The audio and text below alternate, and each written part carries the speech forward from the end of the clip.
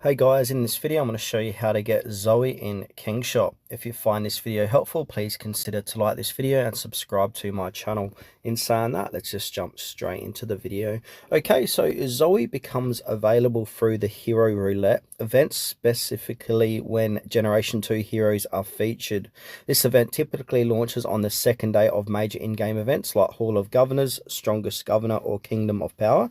You get free spins, one per day, plus the option to spend gems or lucky chips for more spins. Now, the drop rates per spin. So 5 mythic hero shards is around a 4% rate, and 1 mythic hero shard, which is around a 32% drop rate. And at around 120 spins, you're expected to earn approximately 66 shards from spins and additional 115 shards through spin milestone rewards, totaling close to around 181 shards. Spending beyond that yields diminishing returns, so keep that in mind. Also, server age matters. So Zoe becomes available once your server reaches a certain age, typically when it's around 40 days old. She's part of the Generation 2 batch along with Hild and Marlon.